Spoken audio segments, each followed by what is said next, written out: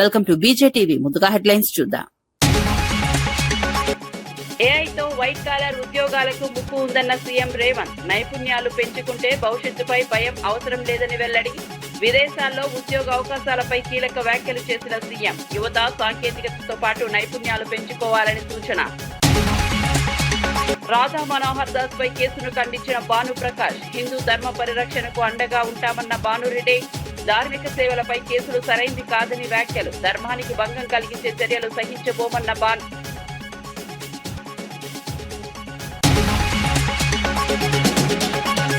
అన్ని దశల్లో ఇందిరమ్మ ఇళ్లు కొనసాగుతాయన్న పొంగులేటి. పేదలకు మరిన్ని ఇళ్ల మంజూరుపై మంత్రి కీలక ప్రకటన. ప్రజా దర్బార్లో సమస్యలు విన్న మంత్రి పొంగిలేటి. అర్హులకు అన్యాయం జరుగుతుందని అధికారులకు మంత్రి ఆదేశం. కడప పర్యటనలో పార్టీ నేతలతో భేటీ అయిన లోకేష్. టీడీపీ అంతర్గత విభేదాల పరిష్కారంపై లోకేష్ ఫోకస్. 2 రోజుల పర్యటనలో కడపకు చేరుకున్న మంత్రి లోకేష్ ఇరు వర్గాలతో చర్చలు జరపనున్న.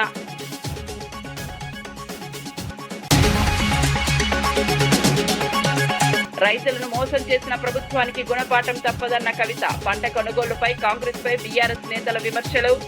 రైతుల కష్టాలను పట్టించుకోవట్లేదన్న కవిత ఆగ్రహం. పంట పూర్తిగా కొనే వరకు పోరాటం సాగుతుందన్న కవిత. ఏఐ ప్రభావంపై సీఎం రేవంత్ రెడ్డి కీలక వ్యాఖ్యలు చేశారు. కృత్రిమ మేధస్సు వల్ల వైట్ కాలర్ ఉద్యోగాలకు ముప్పు ఉండవచ్చని, కానీ బ్లూ కాలర్ ఉద్యోగులకు అంత ప్రభావం ఉండదన్నారు. నైపుణ్యాలు పెంచుకుంటే ఉద్యోగ భద్రతపై ఆందోళన అవసరం లేదని స్పష్టం చేశారు. నైపుణ్యం కలిగిన ఉద్యోగుల కోసం విదేశాలు కూడా సంప్రదిస్తున్నాయని తెలిపారు. అందుకు అవసరమైన ప్రోత్సాహకాలు అందిస్తున్నామని వెల్లడించారు. సరైన నైపుణ్యాలు ఉంటే విదేశాల్లో నెలకు 2 లక్షల వరకు వేతనం పొందే అవకాశం ఉందని చెప్పారు. యువత కాలానికి అనుగుణంగా మారాలని సూచించారు. సాంకేతిక పరిజ్ఞానంతో పాటు నైపుణ్యాల పెంపు కూడా అవసరమన్నారు. కానీ అదే స్కిల్డ్ సెమీ స్కిల్డ్ ఈ బ్లూ కాలర్ జాబ్లకు ప్రపంచంలో విస్తృతమైన డిమాండ్ ఉంది. బ్లూ కాలర్ జాబ్లను ఏఐ రీప్లేస్ చేయలేదు. ఉద్యోగ భద్రత ఉంది. వాళ్ళకు కావాల్సిందల్లా సాంకేతిక నైపుణ్యాన్ని నేర్చుకోవడమే. అందుకే ఈరోజు ఏటీసీలలో జాయిన్ అయితే పర్ మంత్ 2000 రూపీస్ మనం స్టైఫండ్ ఇస్తామని చెప్పినాం.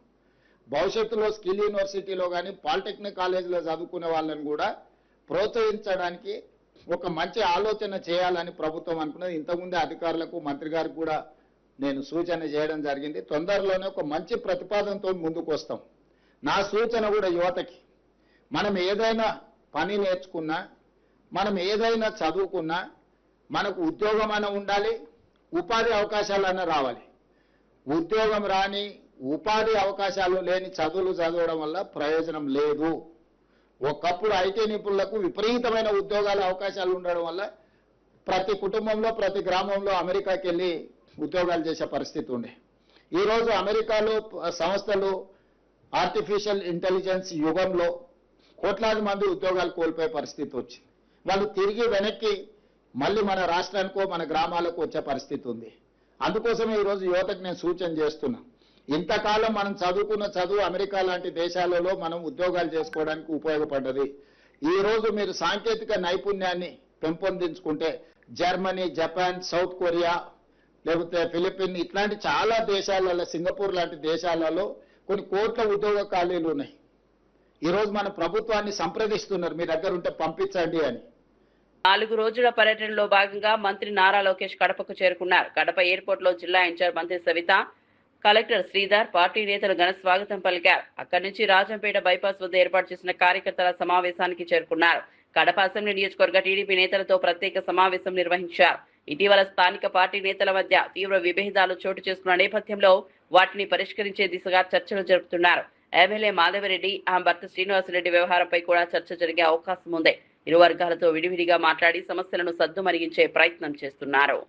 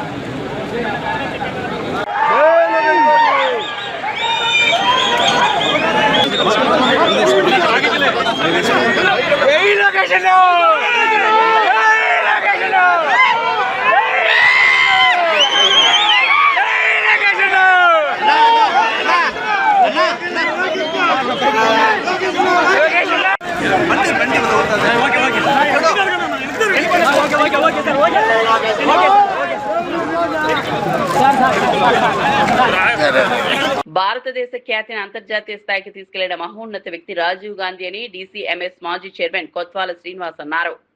మాజీ ప్రధాని రాజీవ్ గాంధీ వర్ధంతి సందర్భంగా పాల్వంచలో కాంగ్రెస్ పార్టీ ఆధ్వర్యంలో ఘన నివాళుల కార్యక్రమం నిర్వహించారు. రాజీవ్ గాంధీ విగ్రహానికి పూలమాలలు వేసి నివాళులు అర్పించారు. దేశ అభివృద్ధి, పేదల సంక్షేమం కోసం రాజీవ్ గాంధీ చేసిన సేవలు చిరస్మరణీయమని కొనియాడారు. రాహుల్ గాంధీని ప్రధానమంత్రి చేసినప్పుడే రాజీవ్ గాంధీకి నిజమైన నివాళి అవుతుందని వ్యాఖ్యానించారు. కార్యక్రమంలో పలువురు కాంగ్రెస్ నేతలు, కార్యకర్తలు పాల్గొన్నారు. రాజీవ్ సేవలను ప్రజలు ఎప్పటికీ మరవలేరని అన్నారు.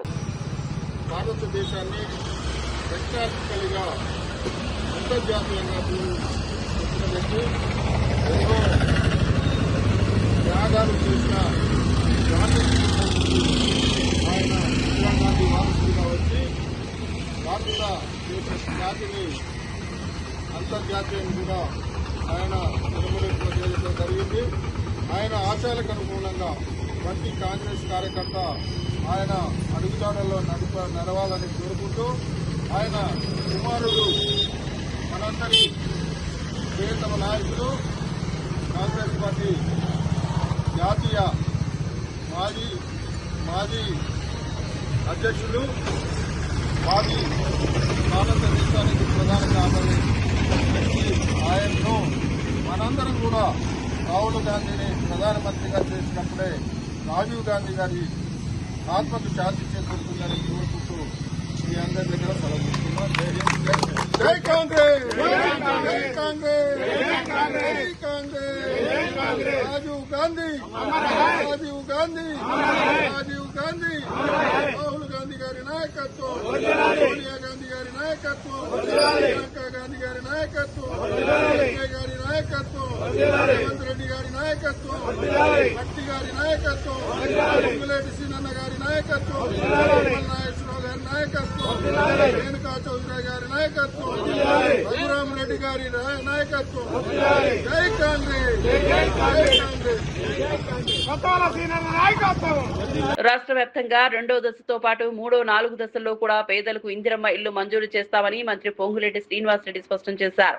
ఖమ్మం జిల్లా సత్తుపల్లిలో నిర్వహించిన ప్రజాపాలన ప్రగతి ప్రణాళిక కార్యక్రమంలో పాల్గొన్న ఆయన ప్రజా దర్బార్ నిర్వహించారు. సత్తుపల్లి, పెనుపల్లి, వేంసూరు మండలాల ప్రజల సమస్యలను నేరుగా విన్నారు. ప్రజల అర్హతలను పరిశీలించి ఎవరూ అన్యాయానికి గురికాకుండా చూడాలని అధికారులను ఆదేశించారు. క్షేత్రస్థాయిలో తనిఖీలు నిర్వహించాలని సూచించారు. ఇప్పటికే 1,20,000 ఇందిరమ్మ ఇళ్లు పూర్తయ్యాయని తెలిపారు. భవిష్యత్తు దశల్లో కూడా ఇళ్ల కేటాయింపులు కొనసాగుతాయని పునరుద్ఘాటించారు.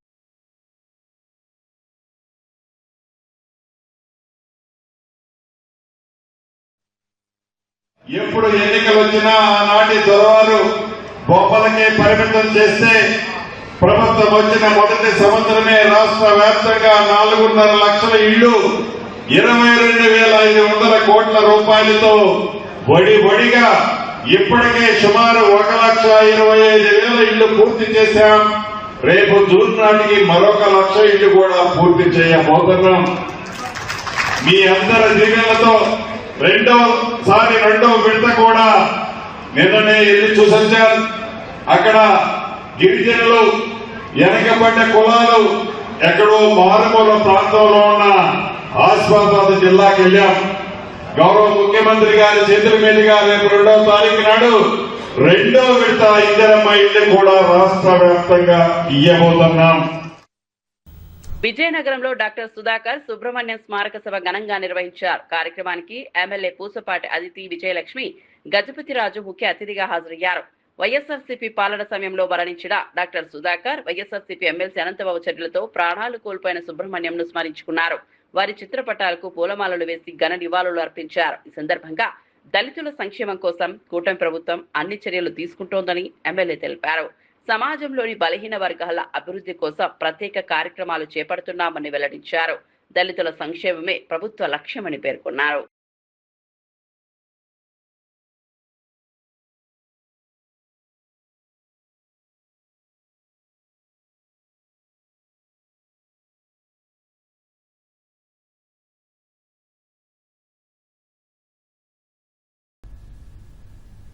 డాక్టర్ సుధాకర్ గారు వర్ధంతి సందర్భంగా మనం అందరం వారు ధైర్యం చేసి ఆ మాస్క్ అడిగినందుకు, ఆ కరోనా టైంలో వైసీపీ ప్రభుత్వం ఉంది, ఆ టైంలో వాళ్ళు మాస్క్ పీపీపీ కిట్స్ అడిగినందుకు ఆయనని ఏ విధంగా హింసించారో మనందరికీ తెలిసిన విషయమే. కాబట్టి ఈరోజు వారి వర్ధంతి సందర్భంగా వారిని ఒక్కసారి గుర్తించుకుంటూ, వారు చేసిన ధైర్యాలు గుర్తించుకుంటూ మనం ఒకసారి వారికి నివాళులు అనేది అర్పిస్తూ ఉన్నాం. అనంతబాబు డ్రైవర్ సుబ్రహ్మణ్యం గారు ఆయనని హత్య చేసి డోర్ డెలివరీ చేసిన సందర్భాలు మనం చూసాం. ఈ సందర్భంగా వారు ఇద్దరిని స్మరించుకుంటూ వారి ధైర్యాన్ని గుర్తు చేసుకుంటూ సెలవు తీసుకుంటాం. హిందూ ధర్మ ప్రచారకుడు రాధా మనోహర్ దాస్ పై కేసు నమోదు చేయడాన్ని టీటీడీ బోర్డు సభ్యుడు భానుప్రకాష్ రెడ్డి తీవ్రంగా ఖండించారు. ధర్మ పరిరక్షణకు ఎప్పుడూ అండగా ఉంటామని స్పష్టం చేశారు. హిందూ ధర్మం కోసం పనిచేసే వారిపై కేసులు నమోదు చేయడం సరికాదన్నారు. సమాజంలో ఆధ్యాత్మిక విలువలు, సనాతన ధర్మ ప్రచారం కోసం కృషి చేసే వ్యక్తులకు ప్రోత్సాహం ఇవ్వాల్సింది పోయి ఇలాంటి చర్యలు తీసుకోవడం బాధాకరమన్నారు. ధార్మిక అంశాలపై స్పందించే వారిని లక్ష్యంగా చేసుకోవడం సరైంది కాదని పేర్కొన్నారు. హిందూ ధర్మ పరిరక్షణ కోసం మరింత బలంగా నిలబడతామని తెలిపారు. ఈ వ్యవహారంపై భక్తుల్లో కూడా చర్చ జరుగుతోందన్నారు. ధర్మానికి భంగం కలిగించే చర్యలను సహించబోమని హెచ్చరించారు. ఈపీ గారిని కూడా కలవబోతున్నాను. హిందూ దేవుళ్ళపై, దేవతలపై అవహేళనగా, అవమానకరంగా మాట్లాడుతున్నటువంటి పాస్టర్ల మీద, అన్యమతస్థుల మీద కూడా కఠినమైన చర్యలు తీసుకుని వారి మీద కేసులు నమోదు చేయాలని చెప్పి డిమాండ్ చేస్తున్నాను. పూర్తిగా హిందూ సమాజం మొత్తం రాధా మనోహర్ స్వామి చేస్తున్నటువంటి కార్యక్రమాలకి మేము వారికి అండగా, నీడగా, తోడుగా ఉండాలని చెప్పి మేము భావిస్తున్నాం. రాధా మనోహర్ స్వామి వారు చెప్తున్నటువంటి మాటలకి కొన్ని కోట్ల మంది హిందువులు ప్రభావితమై వారి వెంట నడుస్తున్నారు. అలాంటి వ్యక్తి మీద ఇలా తప్పుడు కేసులు నమోదు చేసి, తప్పుడు ఆరోపణలతో కేసులు నమోదు చేసే విధంగా కొందరు గొర్రెలు ప్రయత్నం చేస్తున్నాయి. ఇది మంచిది కాదు. నేను అన్యమతస్థులకి సీరియస్గా వార్న్ చేస్తున్నాను. మీరు కానీ హిందూ దేవుళ్ళ జోలికి కానీ, హిందూ మత విశ్వాసాలు అగౌరవపరిచే విధంగా మీరు వ్యవహరిస్తే జరగబో పరిణామాలు చాలా తీవ్రంగా ఉంటాయి. ఇది మిమ్మల్ని ఎవరిని వదిలిపెట్టే ప్రసక్తి లేదు. కాబట్టి రాధా మనోహర్ స్వామి వారు మీరు ధైర్యంగా ఉండండి. మేమందరం మీ వెంట నడుస్తున్నాం. రైతులు పండించిన పంటను కొనుగోలు చేయక అరిగోస పడుతున్నారని బీఆర్ఎస్ నేత కవిత ఆరోపించారు. కాంగ్రెస్ ప్రభుత్వం రైతులను మోసం చేసిందని మండిపడ్డారు. రైతులు కష్టపడి పండించిన పంటకు సరైన మద్దతు లేక ఇబ్బందులు ఎదుర్కొంటున్నారని అన్నారు. రైతుల సమస్యలను ప్రభుత్వం పట్టించుకోవడం లేదని విమర్శించారు.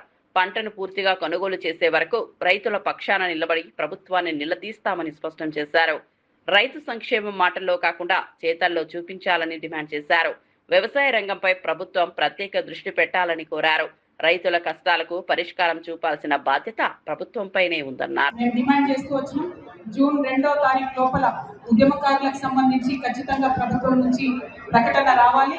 మీరు కమిటీలు వేసి కాలయాపన చేస్తే కుదరదు. ప్రకటన రావాల్సిందే. 2వ తారీఖు నాడు ముఖ్యమంత్రి గారు జెండా ఎగరేసినప్పుడు గోల్కొండ కిలా మీద 250 గజాలు ఎక్కడ ఇస్తున్నారు, ఎట్లా ఇస్తున్నారు స్పష్టత ఇవ్వాల్సిందే. ఎంతమందికి పెన్షన్ ఇస్తున్నారో స్పష్టత ఇవ్వాల్సిందే. అదేవిధంగా స్కూల్ స్టార్ట్ అయ్యే లోపల ఫీజులు పెంచబోమనేటటువంటి జీవో కూడా ఇవ్వాలని డిమాండ్ చేసినాం. విపరీతంగా ఫీజులు పెరిగి అందరూ ఇబ్బందులు పడుతూ ఉన్నారు. కాబట్టి ప్రభుత్వం ఆ జీవో వెంటనే రిలీజ్ చేయాలని చెప్పి మేము డిమాండ్ చేస్తూ ఉన్నాం. మొత్తం ఇవాళ 50 మంది తెలంగాణ రైతాంగం అంతా కూడా ఇబ్బంది పడుతున్నా కూడా కనీసం ప్రభుత్వం ఎక్కడ వరి కొనకుండా, వడ్లు కొనకుండా, జొన్నలు కొనకుండా, మొక్కజొన్నలు కొనకుండా రైతులు ఇబ్బంది పెడతా ఉంది. రైతుల పక్షాన అందరూ టీఆర్ఎస్ పార్టీలో ఉన్నటువంటి నాయకులు, సైన్యం అంతా కూడా రేపటి నుంచి కళ్ళలకు పోవాలని చెప్పి రైతులకు మద్దతు ఇవ్వాలని చెప్పి డిమాండ్ చేస్తూ ప్రభుత్వాన్ని వెంటనే కొనుగోలు కేంద్రాలు పెద్ద ఎత్తున ప్రారంభించాలి. జొన్న, మొక్కజొన్న అన్ని పంటలు కూడా కొనాలని చెప్పి నేను డిమాండ్ చేస్తా ఉన్నాను. మరి ఇంత పెద్ద ఎత్తున ఈ సభకు హాజరైనటువంటి తుక్కులపూర్ నియోజకవర్గ ప్రజలకు విజ్ఞప్తి చేస్తున్నా, మొదటి తెలంగాణ రక్షణ సేన జెండా మీ దగ్గరే ఎగిరింది. మరి కుత్బుల్లాపూర్ని శుభసూచకంగా భావించి మేము మొదటి కార్యక్రమానికి ఇక్కడికే వచ్చినాం. ఖచ్చితంగా మొదటి ఎమ్మెల్యే సీట్ కూడా కుత్బుల్లాపూర్ ప్రజలు తెలంగాణ రక్షణ సేనకు గెలిపించి ఇవ్వాలని చెప్పి, మొదటి కార్పొరేటర్ సీట్ కూడా గెలిపించి ఇవ్వాలని చెప్పి కుత్బుల్లాపూర్ ప్రజల్ని కోరుతున్నాను.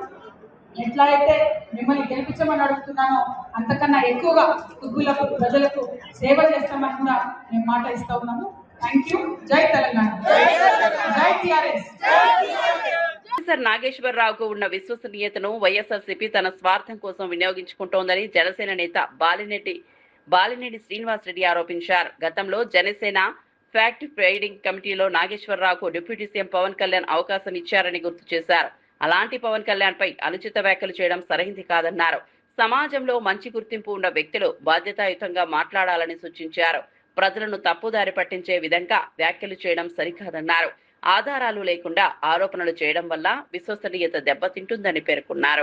అంటే ఇంకా వేరే అనలిస్ట్ అది కొంతమంది చాలామంది తెలియని ఉంటారు, వాళ్ళ గురించి మేము మాట్లాడట్లా. ఒక క్రెడిబిలిటీ ఉన్న అనలిస్ట్ అని కూడా చెప్తా ఉన్నాం. ఆయన కూడా పవన్ కళ్యాణ్ గారు కూడా ఆయన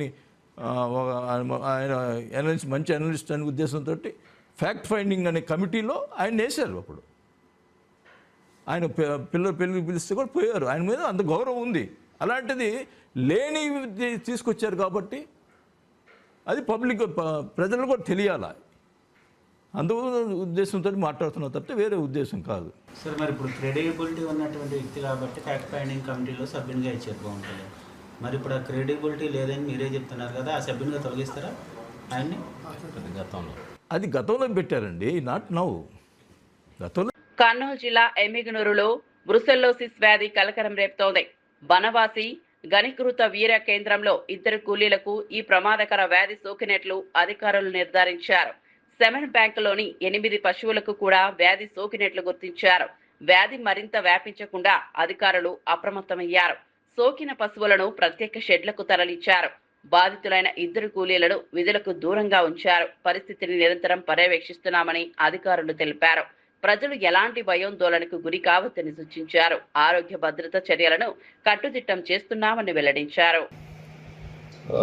అలాగే 2 వర్కర్స్ కూడా వ్యాధి సోకినట్లు వచ్చిందండి. అది ఆ 2 కూడా వెంటనే వాళ్ళని తక్షణ నిధుల నుంచి తప్పించేసి ట్రీట్మెంట్ ఇస్తున్నాము. ఒక వ్యక్తి ఒక పర్సన్కి అయితే 10 రోజుల్లోనే కోలుకుంటారు. అంటే ట్రీట్మెంట్కి రెస్పాండ్ అయ్యి తగ్గిపోతుంది. ఇంకొక అతనికి 1 నెల రోజుల గడువులో అతను కూడా రిపోర్టు తగ్గిపోతుందండి. అది పశువులు ఎక్కడ పశువులు మేము వేరే నాన్ డాక్టర్కి పెట్టేసామండి. చెప్పండి సార్. పశువులకి వచ్చిన వెంటనే తక్షణమే దూరంగా వేరే షెడ్లకి తరలించేసాము వాటిని. అక్కడి నుంచి కూడా తీసేసాము వాటిని, ఆ పశువులని. బ్రుసెల్లోసిస్ వ్యాధులు ఎట్లా అంటే కొద్ది జ్వరం ఎక్కువగా, జాయింట్ పెయిన్స్, అది జాయింట్ పెయిన్స్ అట్లా వస్తాయి. అయితే స్టేజ్ని బట్టి మనుషుల్లో తెలుస్తుందేమో కానీ పశువులకైతే అవి తీవ్రం సంవత్సరం ఒకసారి చేయించడం వల్ల మనకు లక్షణాలు ఏమి కనపడవు. టైటర్ను బట్టి రిపోర్ట్ని బట్టి మనం రెస్పాండ్ అయ్యి చేస్తూ ఉంటాము. వాటికి మనం అయితే సెమెన్ క్వాంటిటీ క్వాలిటీ కానీ అది తగ్గుద్ది తప్పితే వేరే ఫిల్మ్స్ మనకి లక్షణాలు ఏమి కనిపించకపోయి స్టేజ్ని బట్టి, అంటే 6 నెలల సంవత్సరం పాటు చేయించుతాం కాబట్టి వాటికి మనకి ఈ లోపు వారికి 1-2 నెలల్లో వాటికి సోకున్నా కానీ అది మనకి లక్షణాలు బయటపడతాయి.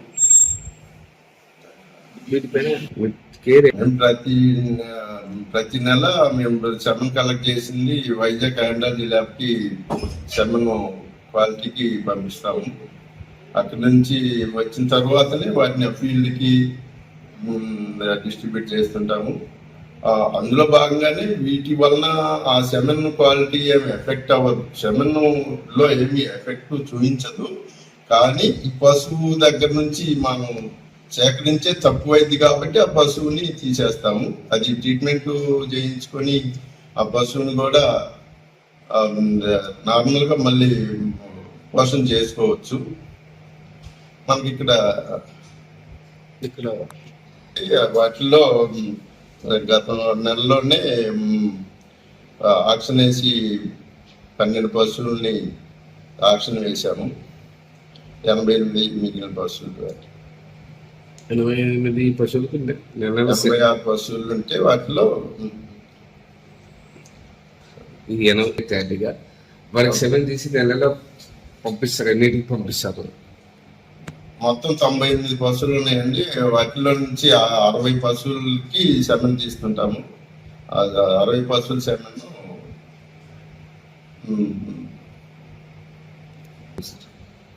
నా పేరు శ్రీనివాస్ రెడ్డి, అసిస్టెంట్ డైరెక్టర్, బర్మాసి గణీకృత వీర్య ఆర్బత్ కేంద్రంలో పనిచేసి. కర్నూలు జిల్లా ఎమ్మిగనూరులో చేనేత సహకార సంఘం ఉద్యోగులు ఆందోళన బాటపట్టారు. జీతాలు పెంచాలని డిమాండ్ చేస్తూ విధులను బహిష్కరించారు. ఏళ్ల తరబడి పనిచేస్తున్న తమకు కేవలం 6,000 నుంచి 10,000 రూపాయలలోపే జీతాలు ఇస్తున్నారని ఆవేదన వ్యక్తం చేశారు. మరోవైపు కొత్తగా చేరిన ఉద్యోగులకు 30,000 వరకు వేతనాలు పెంచడంపై నిరసన వ్యక్తం చేస్తున్నారు. కనీస పనికి కనీస వేతనం చెల్లించాలని ఉద్యోగులు డిమాండ్ చేస్తున్నారు. సమాన పనికి సమాన వేతనం ఇవ్వాలని కోరుతున్నారు. సమస్యలను వెంటనే పరిష్కరించాలని ప్రభుత్వాన్ని కోరారు. తమ డిమాండ్లు నెరవేరే వరకు పోరాటం కొనసాగిస్తామని స్పష్టం చేశారు. ఓన్లీ 173 రూపాయలు మాత్రం ఇవ్వడానికి పరిధి లేదని నిలబెట్టినాడు. ఇంతవరకు ఈ రోజు అయితే 21వ తారీఖు ఇంతవరకు జీతాలు లేక మేము అల్లాడుతున్నాము. చిన్న జీతాలు మా ఎంత 10,000 లోపలే అందరికి జీతాలు 10,000 లోపలే జీతాలు ఉన్నాయి. ఈ 10,000 లోపల జీతాలు ఉన్నా కానీ ఇంతవరకు మాకు జీతాలు ముట్టడానికి లేకుండా మా ఏడి అండ్ మాజీ సెక్రటరీ ఇందుకు కలిసి ఏం జరిగిందో వాళ్ళకు లోపాయకారంగా మాకు తెలియదు. మాకు మాది ఇంతవరకు జీతాలు లేకుండా మమ్మల్ని ఒకటే స్థాయిస్తున్నారు. ఈ జీతాలు తొందర రావాలా, మనకి అందరికీ జీతాలు పెరగాలని మేము ఈ సభాముఖం ఈ మీడియా మిత్రులందరికీ కోరుచున్నాము. ఇప్పుడు మా యువర్స్ సొసైటీ ఉద్యోగస్తులందరి గురించి నేను మాట్లాడుతున్నాను. ఇంతవరకు ఏప్రిల్ నెల జీతం ఇంతవరకు రాలేదు. వీడియో పాయింట్లు అడిగితే కానీ సెక్రటరీ గారు నా పరిధి లేదని చెప్పి ఒకటేసారి టెక్నికల్ రవికుమార్ గారికి 18,000 ఉన్న జీతాన్ని ఒకటిసారి 30,000 చేయడానికి ఆయనకి ఆస్కారం ఉన్నది కాబట్టి ఆయనకు చేసినారు. మాకు చేయంటే నా పరిధిలో అంటాడు 30,000 చేయడానికి ఆయన పరిధిలో ఉంది. జీతము 30,000 చేయడానికి ఆయన పరిధిలో ఉంది కాబట్టి మాకు వీడియో పాయింట్లు గవర్నమెంట్ వచ్చిన వీడియో పాయింట్లు ఇవ్వడానికి ఓన్లీ 173 రూపాయలు మాత్రం ఇవ్వడానికి పరిధి లేదని నిలబెట్టినాడు. ఇంతవరకు ఈ రోజు అయితే 21వ తారీఖు ఇంతవరకు జీతాలు లేక మేము అల్లాడుతున్నాము. చిన్న జీతాలు మా ఎంత 10,000 లోపలే అందరికి జీతాలు 10,000 లోపలే జీతాలు ఉన్నాయి. ఈ 10,000 లోపల జీతాలు ఉన్నా కానీ ఇంతవరకు మాకు జీతాలు ముట్టడానికి లేకుండా మా ఏడి అండ్ మాజీ సెక్రటరీ ఇందుకు కలిసి ఏం జరిగిందో వాళ్ళకు లోపాయకారంగా మాకు తెలియదు. మాకు మాది ఇంతవరకు జీతాలు లేకుండా మమ్మల్ని ఒకటే స్థాయిస్తున్నారు. ఈ జీతాలు తొందర రావాలా, మనకి అందరికీ జీతాలు పెరగాలని మేము ఈ సభాముఖం ఈ మీడియా మిత్రులందరికీ కోరుచున్నాము. మావోయిస్టులకు భారీ ఎదురు దెబ్బ తగిలింది. ఆపరేషన్ నవజీవన్లో భాగంగా జార్ఖండ్ డీజీపీ సదాశా మిశ్రా సమక్షంలో 27 మావోయిస్టులు లొంగిపోయారు. లొంగిపోయిన వారిలో పొలిట్ బ్యూరో సభ్యుడు మిసిర్ బెస్ట్రా స్క్వాడ్ కు చెందిన కీలక కమ్యూనిస్టు శ్రేణులు ఉన్నట్లు అధికారులు వెల్లడించారు. సబ్ జోనల్ కమాండర్లు సాగేన్ ఆంగరియా, సచిన్ బేగ్ తో పాటు 6 ఏరియా కమాండర్లు కూడా లొంగిపోయారు. వీరిలో సాగేన్ ఆంగరియాపై 100కు పైగా కేసులు ఉన్నట్లు సమాచారం. లొంగిపోయిన వారి వద్ద నుంచి భారీగా ఆయుధాలు, తూటాలు స్వాధీనం చేసుకున్నారు. ఏడాది ఎన్కౌంటర్లో 22 మావోయిస్టులు మరణించినట్లు పోలీసులు తెలిపారు. మిగిలిన వారు కూడా హింసా మార్గం వేడి జనజీవన స్రవంతిలో కలవాలని డీజీపీ పిలుపునిచ్చారు. तीसरा नाम नागेंद्र मुंडा उर्फ प्रभात मुंडा और 38 कांडों में वांछित सब जोनल कमांडर 5 लाख इनामी सम्मान स्वरूप बुके सॉल और एक 5 लाख रुपए राशि का चेक।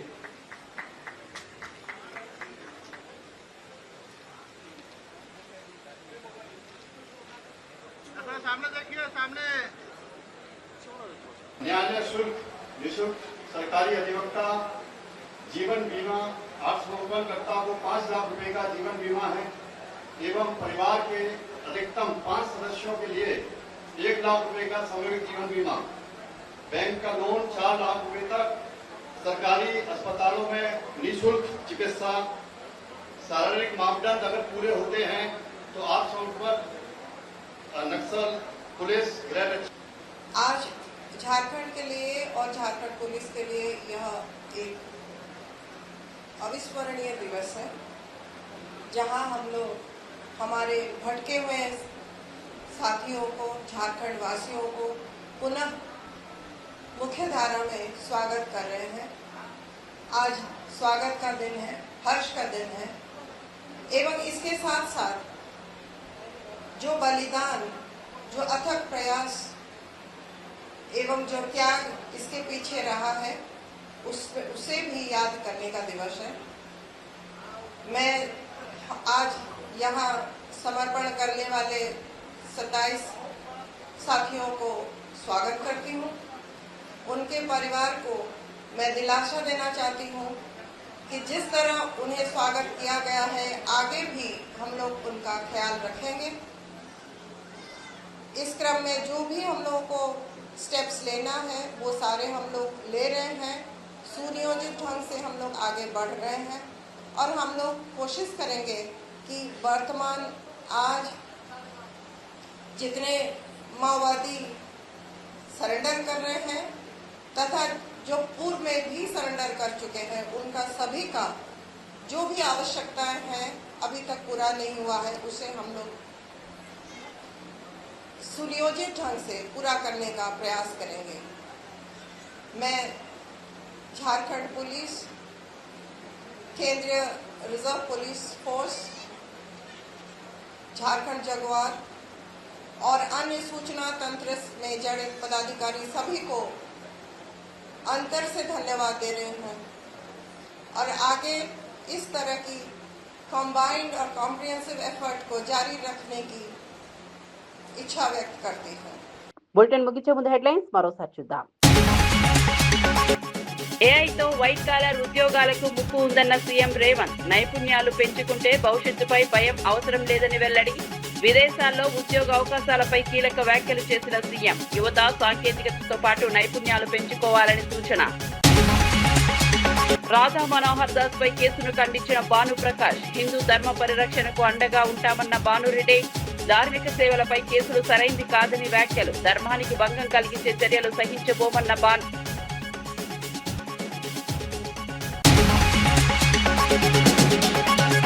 అన్ని దశల్లో ఇందిరమ్మ ఇళ్లు కొనసాగుతాయన్న పొంగులేటి. పేదలకు మరిన్ని ఇళ్ల మంజూరుపై మంత్రి కీలక ప్రకటన. ప్రజా దర్బార్లో సమస్యలు విన్న మంత్రి పొంగులేటి. అర్హులకు అన్యాయం జరగొద్దని అధికారులకు మంత్రి ఆదేశం. కడప పర్యటనలో పార్టీ నేతలతో భేటీ అయిన లోకేష్. టీడీపీ అంతర్గత విభేదాల పరిష్కారంపై లోకేష్ ఫోకస్. 2 రోజుల పర్యటనలో కడపకు చేరుకున్న మంత్రి లోకేష్ ఇరు వర్గాలతో చర్చలు జరపనున్న.